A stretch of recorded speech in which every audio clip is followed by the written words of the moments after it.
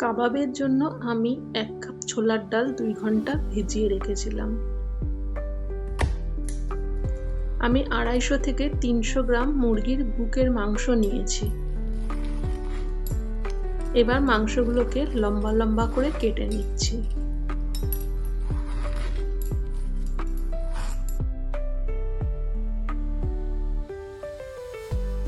সমানভাবে কেটে নিচ্ছি যাতে মাংসগুলো সিদ্ধ হতে সাহায্য হয়।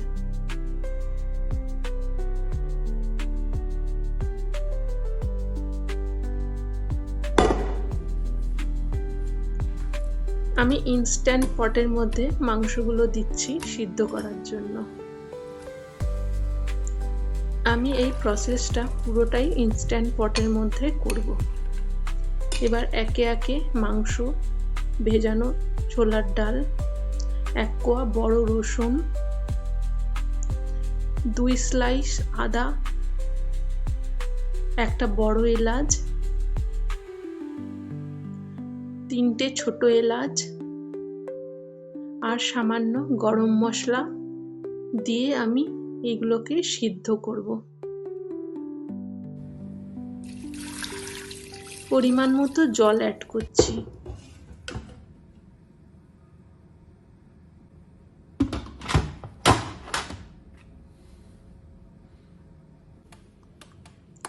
ইনস্ট্যান্ট পটে প্রেসার কুকারে অপশানে রেখে 5 মিনিট দিয়ে আমি এটাকে সিদ্ধ হতে দিচ্ছি। সিদ্ধ হবার পর আমি এই বড় এলাচটা ফেলে দিচ্ছি।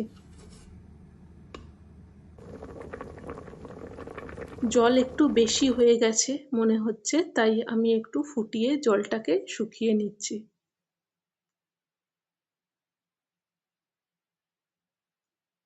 একদম শুকনো করে শোকাইনি যাতে আমার বাটতে একটু সুবিধা হয়। আমি একপাশে একটা মশলা তৈরি করছি। 3টে লঙ্কা, 5টা বড় রসুনের কোয়া, কিছুটা আদা, 1 চামচ জিরে, গোটা জিরে মিক্সিতে দিয়ে আমি পেস্ট বানিয়ে নিচ্ছি।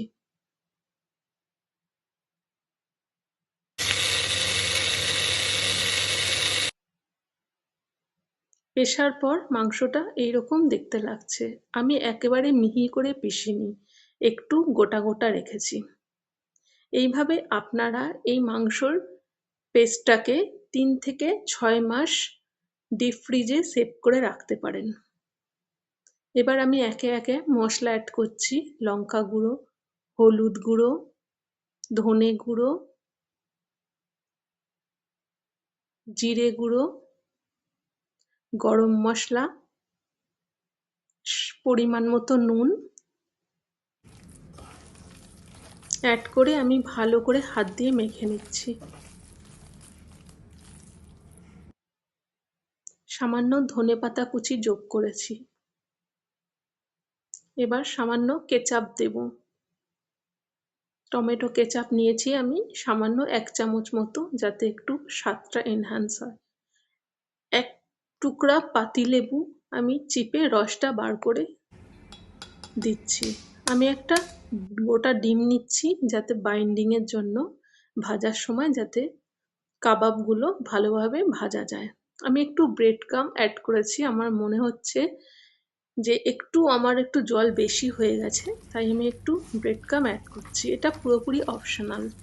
আপনাদের যদি মনে হয় তাহলে আপনারা যোগ করতে পারেন, নাহলে আপনারা স্কিপ করতে পারেন।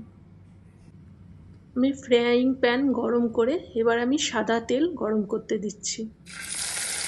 এবার একে একে কাবাবগুলোকে গরম তেলে ভেজে নিতে হবে।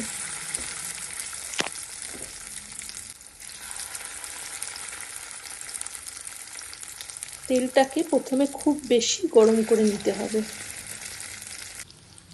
তারপর ভাজার সময় ফ্লেমটাকে একটু মাঝারিতে করে দিতে হবে। উল্টে পাল্টে কাবাবগুলোকে ভালো করে নেড়ে চেড়ে এক পিঠ যখন মনে হয়েছে আমার গোল্ডেন ব্রাউন হয়ে গেছে, তখন আমি উল্টে দিচ্ছি কাবাবগুলোকে।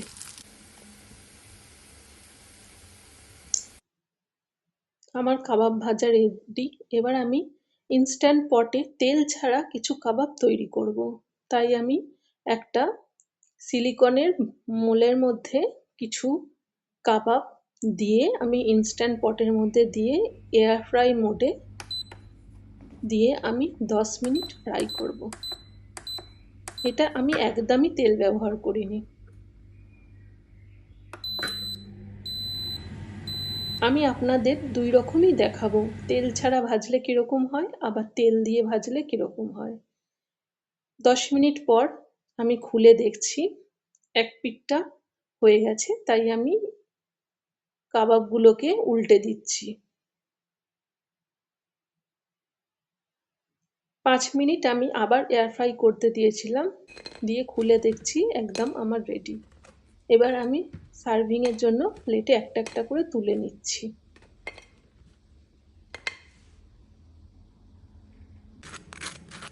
দেখুন কত সুন্দর ক্রিস্পি হয়েছে। এটা আমি কিন্তু একটুও তেল ব্যবহার করিনি। এই ভাজাগুলো আমি প্লেটিং এর জন্য রেডি করছি। একটা লেটুস পাতা নিয়েছি, তার উপর আমি একে একে সাজিয়ে নিচ্ছি।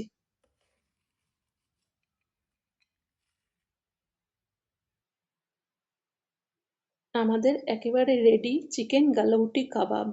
একটা ফ্রাইং প্যানে স্যালো ফ্রাই করেছি আর একটা তেল ছাড়া